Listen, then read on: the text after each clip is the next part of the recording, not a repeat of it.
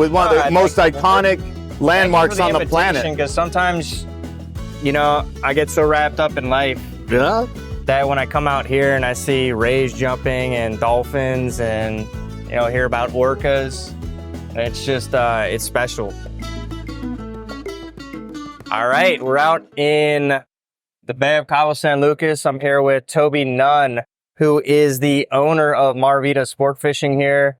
And we got a couple big tournaments coming up, but I just wanted to cover fishing today. And thanks for your time, Toby. Oh, my pleasure to be out here. You know, any excuse to be on the water, especially this time of year, is a good time to be out.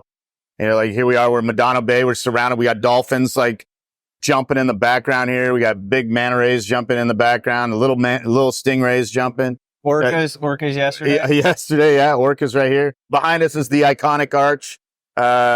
And this is Cabo San Lucas, right? So this is one of the most special fisheries on the planet. To our right, or directly behind us, as you see through, that's the Pacific Ocean. And then 180 degrees behind us is the Sea of Cortez. So you got these two beautiful bodies of water, large bodies of water, converging right here. And because of that, and then the proximity to the Pacific Shelf, we have just the best fishing conditions on the planet. With the presence of bait, the water temperature, and everything, it makes this place absolutely special to be here. One of the most unique places on the planet to fish. Yeah, I come from Louisiana, and it's like, if you go out of Louisiana, it's just like flat.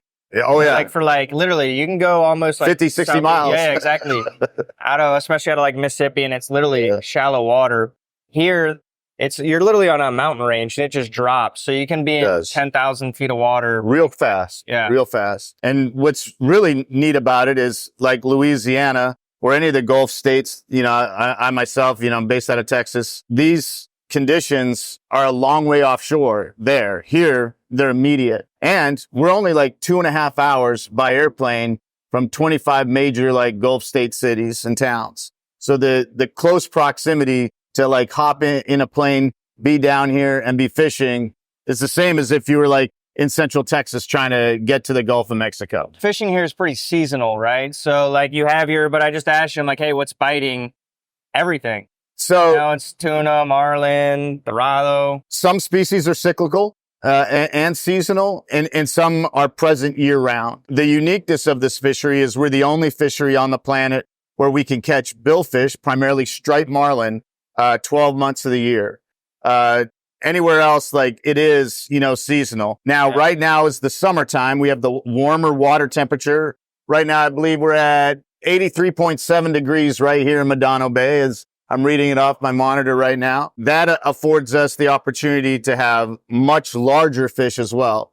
So in addition to striped marlin right now, we have sailfish, which is a smaller cousin to the striped marlin. And then we have the older big brothers, the blues and the blacks. So August and tailing into September is really the best time for big fish here in Cabo San Lucas. The species are larger and they're more plentiful. As that time progresses and the water temperature goes down, the bigger species of the billfish, the blues and the blacks, they migrate back further south into equatorial waters to stay warmer. We retain the swordfish and we retain the striped marlin. Now, we don't target swordfish like a lot of other fisheries, especially in the Gulf of Mexico and especially like on the Atlantic side of Florida, for instance, or going into Georgia. We don't target them like that, mainly because the plethora of other targets. Yeah. There are times of the year that are better than others, but for the most part, we see those year round. We're almost in October. We got a couple big tournaments. I know Bisbee is one of them. And the entry fee for that's pretty high. The cash prize, you know, you're talking, you know, almost 10 million or something? So the big money tournaments in terms of billfish are here in October. We used to be the richest tournaments on the planet here, but we've kind of lost a little bit of ground due to the growing popularity of the sport fishing sport as a whole. There's now the White Marlin Open, the Big Rock, and so those have grown in financial value. But we still have some of the richest tournaments here. The reason they're in October in terms of billfish isn't because the fishing's the best. It's because that's when hurricane season is over and insurance allow a lot of these bigger boats to be here. It's on the tail end of the season, but like there's still the possibility to do it. There is a very high financial input into these tournaments. If you're spending anywhere between $40,000 and $110,000 to get into these tournaments, you have a 1 in 200 chance of becoming a millionaire. We've seen prizes as big as $7 million. Overall prize money as high as $13 million. This year we anticipate that it's going to be down a little bit, so maybe like between 3 and 5 million. A 1 in 200 chance, a couple million. Yeah. Like that's pretty good for a couple days fishing, right? Is that mainly Americans, or do you see people from all over the world coming here for that? In terms of the financial input, it's primarily American. Yes. However, they are bringing the talent from all around the world to help participate. We'll see anglers, professional anglers from Costa Rica, Guatemala, Panama, all over the United States, the East Coast, Florida, Georgia, the Carolinas. We'll see people coming with boats as far as Hawaii, coming down from San Diego on the West Coast all the way down. We'll see, guys coming from British Columbia and Canada to come participate. This is the Super Bowl of sport fishing. And so you see the talent from around the world descend on Cabo San Lucas for the next 6-7 weeks. Following those tournaments, the beginning of November is probably the best time tournament in terms of the presence of the species, and probably the best run tournament by far is the tuna jackpot. Couple million for a big tuna is pretty good. Not bad. It is really good. Traditionally, that had only been a couple $100,000, but that's grown in value just due to the popularity of that tournament, as well as like how well they run it. Western Outdoor News do a just spectacular job of running tournaments. This year, they've actually added an additional invitation-only tournament to help with the conservation efforts here in Cabo San Lucas, and that's a tag and release tournament. Nice. And so, like, that's invitation only. That's even a smaller field, but a big payout.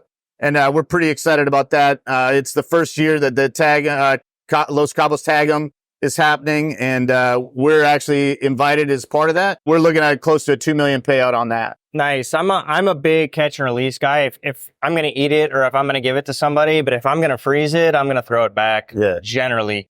But like Marlin for me is catch and release all day. I want to ask you what your favorite fish is. I was at somebody had a cookout, and they were serving fish, and I'm from Louisiana, like really good eating, especially where it's like the brackish water. Yeah. So this guy's cooking his fish, and he puts it on a dish, and I'm like, man, what is this? And he's like, this is wahoo. Yeah. And I was like, and I remember I was walking around the marina one day, and the guy's like, guy in the corner selling fish. And I'm like, hey, you got any wahoo? And he looks up at me and he's like, do I look like somebody that has wahoo? I'm selling like scraps over here, but wahoo is great. Tuna's obviously a really fun fish to catch. One that I haven't been able to catch yet that I like, and from my understanding, it's pure catch and release for the most part, is roosterfish. So I'm curious, what's your favorite, or do you just everything? So as an angler, I am about a worthy opponent. So when it comes to catching fish, I want the most worthy opponent. A lot of times those game fish are not the best tasting. In effort to eat, as a hunter-gatherer, a wahoo is the top of the food chain. That's white gold. Yeah. And you'll find a lot of like fishermen around here, they'll catch a fish, they'll catch a wahoo, and you'll hear people tell like their clients, oh, that's not good, it's bad. It looks kind of like a barracuda because they're cousins, right? Yeah. So it's not the prettiest fish. We have like the ugly delicious matrix, right? Like in humankind, you have like the attractive crazy matrix. Yeah. In fish, we have the ugly delicious matrix. So the uglier the fish, the more delicious it is. Wahoo, top of the food chain. It's delicious. It's white gold. It's the best flesh, the best tasting meat. Then when you get into other ugly fish, halibut, right? Like that's a barn door that's got its eyes rotated. Absolutely delicious. You look at grouper with their big ugly faces and like big spiny spikes come up. Delicious. Sea bass, delicious. I love to eat delicious fish. Yellowfin tuna, absolutely delicious, especially fresh. It just melts in your mouth here. It's super tasty, super healthy. One of the cleanest proteins out there. Mahi-mahi, they're like the feral hogs of the ocean. One of the most unique species on the planet. They're one of the fastest growing species on the planet. Due to the presence of food, they can grow anywhere between 12 and 18 inches per month. From the time that they hatch as an egg to the time that they can gestate eggs is about 9 to 10 months. So really fast generational turnaround, really fast reproductive rate. And they're laying like 10 to 20,000 eggs at a time, right? So with a good attrition rate, that population base is doubling like every 7 to 8 months. Like tripling in every 14 to 13 months. My math is like Canadian, so you got to, and infantry style. So you got to like protect. American math, and it's still pretty bad. Yeah, so I think we're equal. We're allowed to get a good number of mahi here. We're allowed to get so on a daily license or any license, sport fishing license from FAMAR here in the Baja, you can get 2 mahi-mahi per day. You can get 5 tuna per day, 2 wahoo per day. Now, rooster fish, unbelievably fun fish to catch. Not the best eating. Yeah. A lot of that has to do with diet. A lot of it has to do with the water temperature that they prefer to perform in. I've eaten it. It's not bad. A lot better than a lot of other fish. But we are just so spoiled. Like you just made a comment a few moments ago about if you're planning on freezing it, you're not planning on keeping it. We are so spoiled here with the best fish on the planet that we get a little snobbish. We're like, oh, well, we don't need to eat that, but we have all kinds of great fish here that you don't even think about. Some of the best ceviche I've ever had is triggerfish. And, you can get 5 of those a day. Yeah. But that's just not a very targeted species. What about tuna? Like, I really like tuna. I've always liked to, I love sushi too. Eat a lot with my wife, but I've always liked to, especially redfish, kind of like the bigger fish too. Smaller ones are generally better to eat, but you do it on the half shell and just cooking it. And when we first got tuna, just searing it. Well, first of all, do you catch it here? I love catching tuna, and tuna is just incredible, but I've actually found that not cooking tuna actually can be better. And I've just been used to really at least cooking a little bit. Tuna, primarily due to sushi, has become the most popular raw fish on the planet. And that's why, you see the high value of the Atlantic bluefin tuna. Many television shows like Wicked Tuna, kind of highlight, the value of these fish. Here we don't have the bluefin, we have the yellowfin. The quality of meat is very similar. The flavor of the meat is identical. But the fish don't get as big. Our big yellowfin tuna are like the 200 to 400 range versus the 800 to 1200 range in terms of pounds. Yeah, they get bigger in colder water, right? Yeah. Here they do really well. We're talking about being spoiled. When you have the fishery that we have, the sushi in town here is superior to the sushi that you're going to get in a lot of places, just to the close proximity of the fishery, and as well as, the collection of talent that is in Cabo San Lucas or Los Cabos as a whole in terms of tuna, because people can come cut their teeth here in terms of the sushi world with the access to the fresh fish that they normally wouldn't get. Tuna is delightful. It's one of the cleanest proteins out there. It can be prepared a myriad of ways. It can be cooked. It can be raw. More common ways of cooking are thermal, right? With fire, with heat. And what's very popular here is cooking chemically, right? So using the citric acid of the limes or limons, that citric acid actually helps cure and cook the meat. So here we're at the end of a 1,000-mile desert.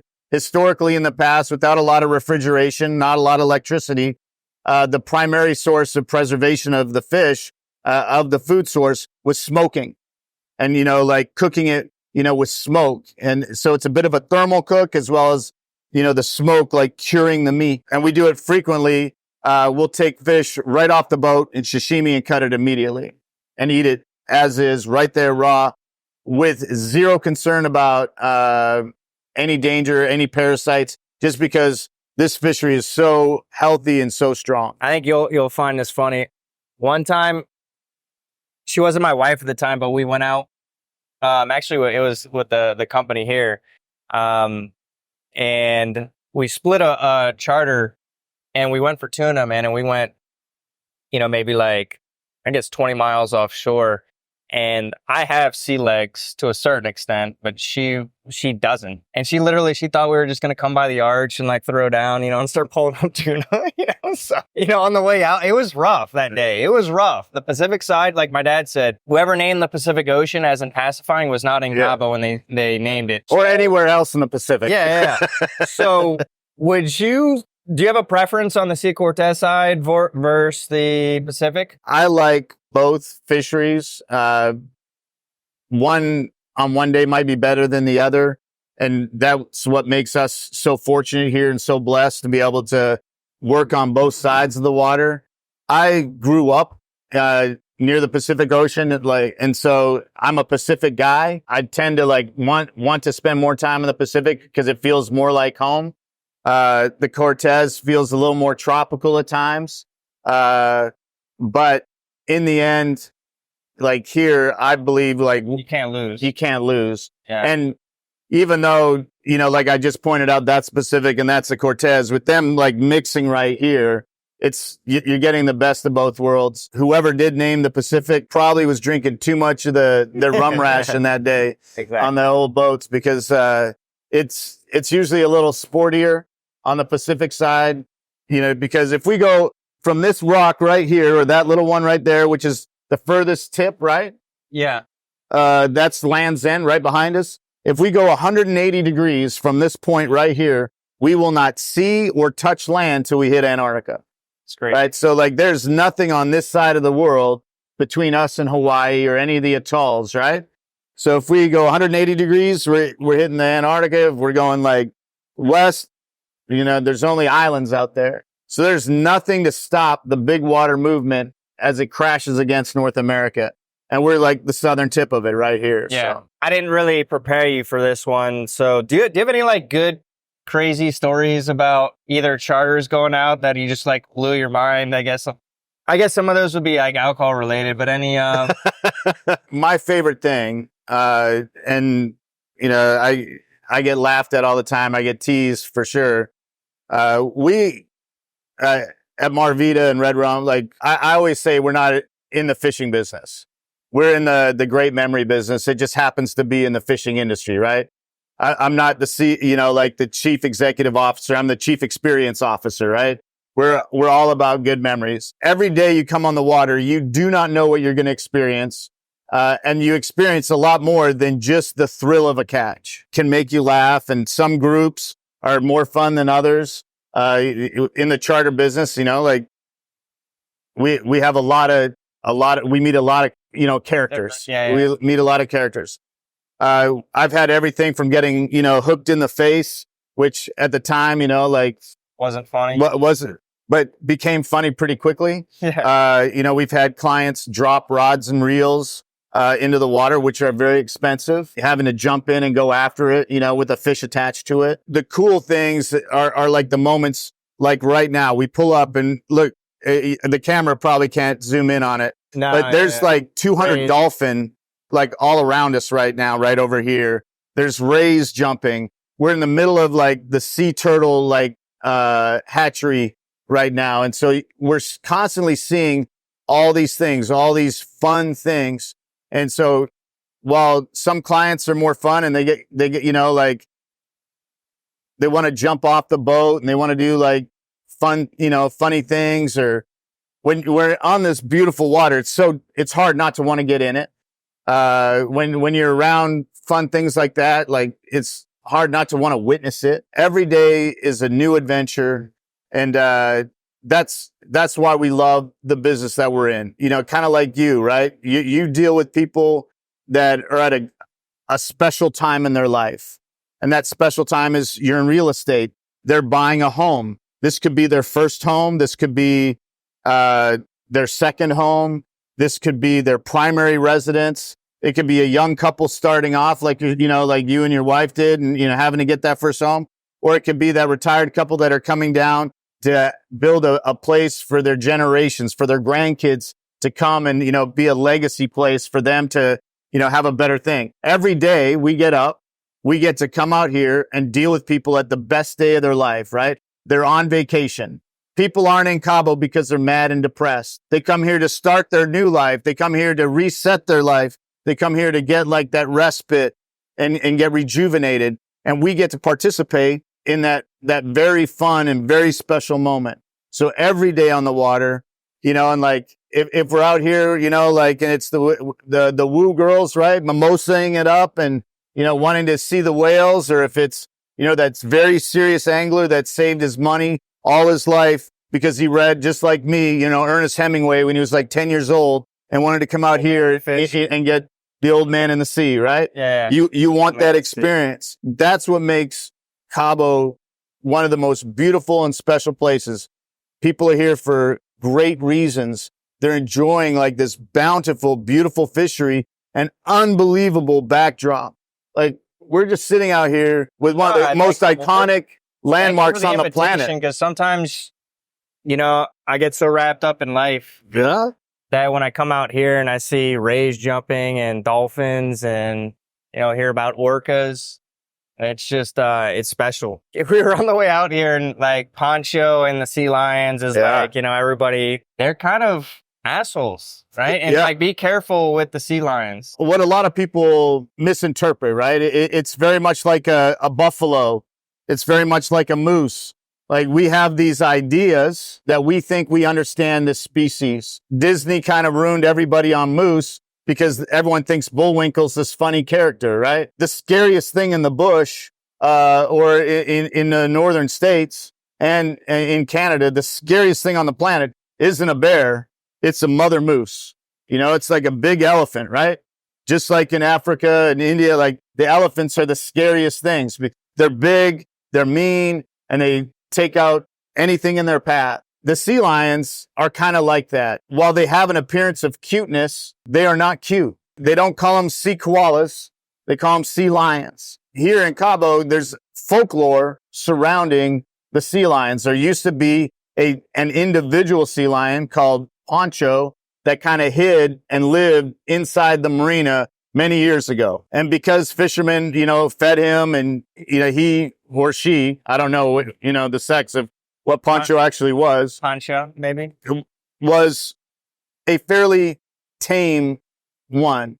But now we don't have one. We have like 50. They're here because it's easy food.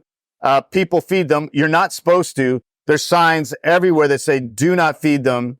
And, people still do. And you can find all kinds of video clips of like us sitting like as we are right now and a sea lion coming up and like trying to take a bit. People trying to hand feed them and getting bit.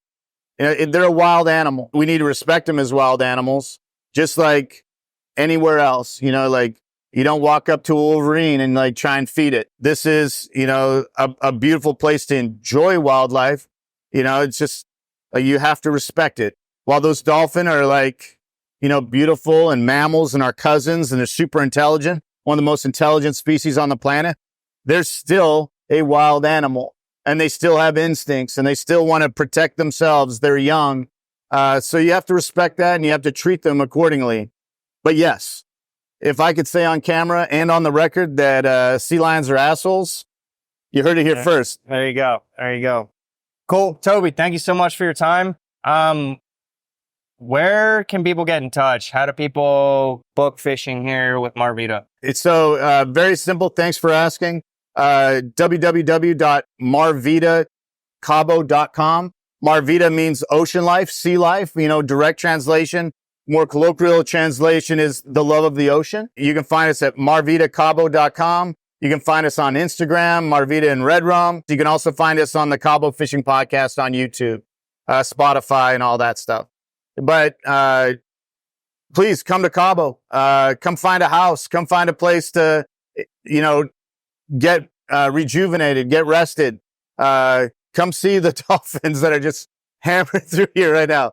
So I'm distracted by it. I apologize. Because I love the ocean. Marvita. It's right here surrounding us. Yeah. Awesome. Well, thank you so much, Toby. Our pleasure, bro.